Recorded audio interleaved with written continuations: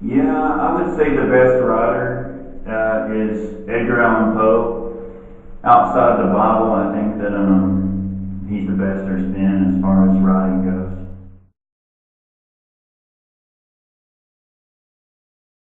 Excluding myself, oh, the best lyricist would be Eminem. The best rapper that I have heard would be Eazy-E, aka Eric Wright. He's got the best sound out of any other rapper I've ever heard. And I don't listen to his music anymore, but he was like one of the first rappers I ever started listening to when I was growing up.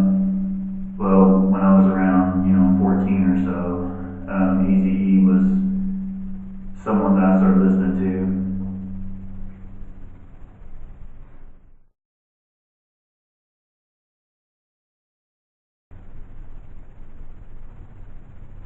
Yeah, the growl.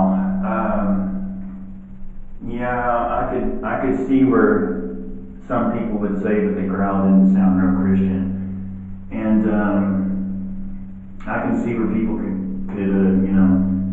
wonder why I do the growl. The growl is something that originated back a long time ago when my cousin used to throw these huge Halloween parties, and people would go down this trail that would lead to this big like circle rock fire that we had down there. We built a place to have a fire out of rocks. It was a big old circle of rocks basically.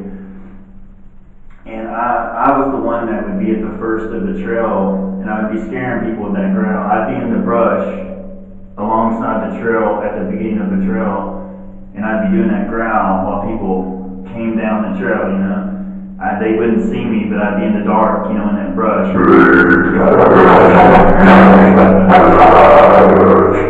And it would really frighten people. And so, I thought, well, I'll bring that growl into the rap and see how that works out.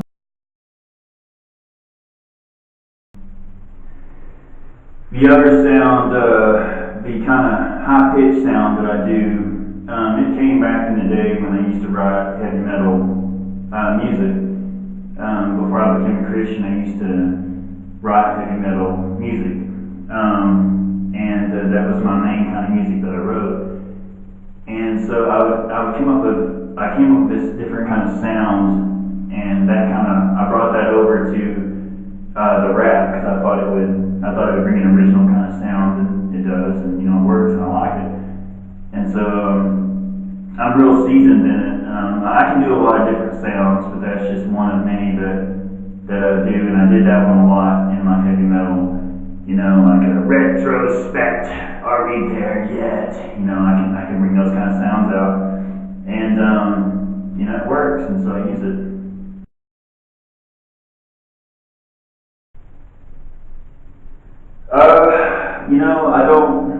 I don't really get inspired by anybody.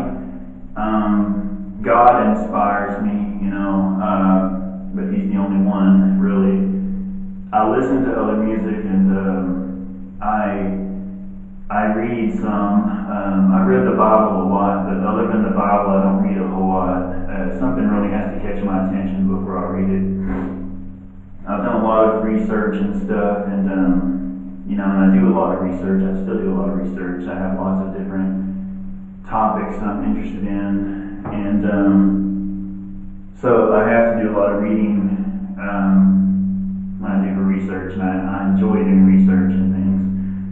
But to be inspired by somebody else, I don't really get inspired by anybody else.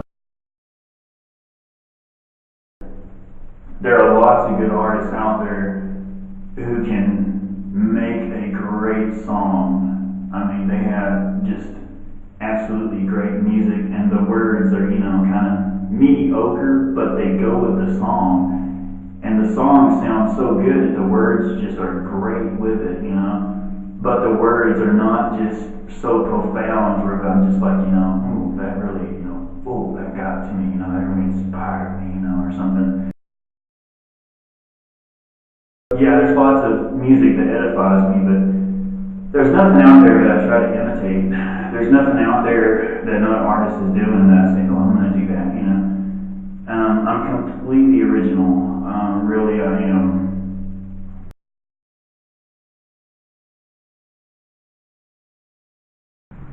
I brought the mask in just because I came up with that song about preconceptions, and I'm already kind of a strange guy, you know. I'm already kind of a strange guy because I have OCD, like severe OCD, and I just got diagnosed this year in 2018. I just got diagnosed with it, but I've had it for, you know, I can even remember as a child doing things where I can see that the signs that were there. You know, you'll find me closing my car door a lot or something out in public. You might see me doing that, and you might think, oh, what's wrong with that guy? You know, well, I do things that are, you know, not things that most people do. I wanted to kind of get it out there. If you see me in a mask, then you're going to, you know, you're going to see me as kind of strange. And then when you actually meet me, you'll find out, oh, he's not as strange as I thought because he's wearing that mask, you know. He's not quite as strange as I thought because he was wearing that mask, you know. I thought he was going to be like really strange because he wears a mask in his videos, you know. But I thought I could bring your hype a little bit down as far as awkwardness goes. Because if you picture me as this guy who's got it all together and then you meet me in person, you're going to be like, man, I had a preconception going on, you know, and it turned out to be a misconception. Because I'm not someone that has it all together. And so I wanted to get rid of that preconception in the best way that I knew that I could. And so that's partly where the mask comes in.